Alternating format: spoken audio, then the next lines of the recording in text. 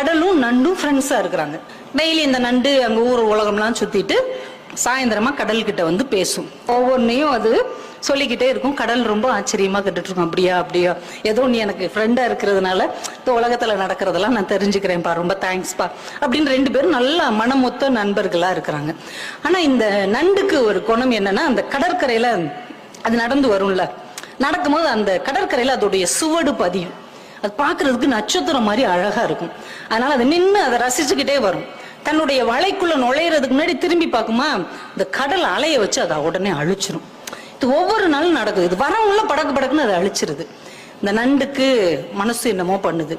நம்ம நண்பனுக்கு நம்ம மேல ஏதோ பொறாமை இருக்குதோ, அதால நடக்க முடியாது, நம்மளால நடக்க முடியுது. அந்த பொறாமையில இவன் நம்ம சூடு அழிச்சு விடுறானோ, இனிமே இவங்க கூட ஃப்ரெண்ட்ஷிப் வச்சுக்கலாமா வேணாமா, ஒரு பொறாமப்படுறவன் எல்லாம் ஒரு நண்பனான்னு மனசுக்குள்ள நினைச்சுக்கிட்டே இருக்குது.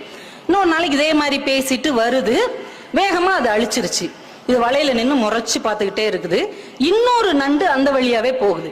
சரி, நம்ம சூடத்தான் இவன் அழிக்கிறான், அந்த எதிரியோட இன்னொரு நண்டோடைய சுவடை அழிக்கிறானான்னு பார்ப்போம்னு பார்த்துக்கிட்டே இருக்குது.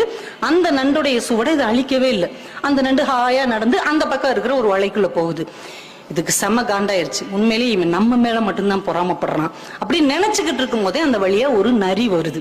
இந்த நண்டு நடந்து போன அந்த சுவடு இருக்கு இல்லையா, அதை அப்படியே ஃபாலோ பண்ணிக்கிட்டு போய் வலையில இருக்கிற நண்டை கவக்குன்னு பிடிச்சி தின்றுச்சு. இப்பதான் இந்த நண்டுக்கு ஒரு விஷயம் புரிஞ்சது. தன்னுடைய நண்பன் தன் சுவடுகளை அழிக்கவில்லை, தன்னுடைய வாழ்க்கையை காப்பாற்றி இருக்கிறான் என்ற உண்மை புரிந்தது.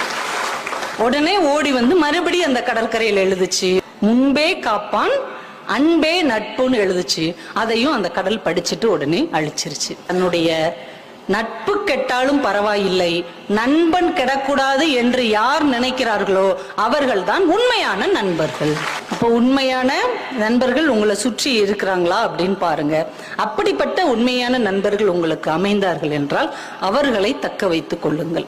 ஏன்னா நம்ம வாழ்க்கையில ரொம்ப தடுக்கி விழுகிற இடம் இந்த நட்பாகத்தான் இருக்கும்.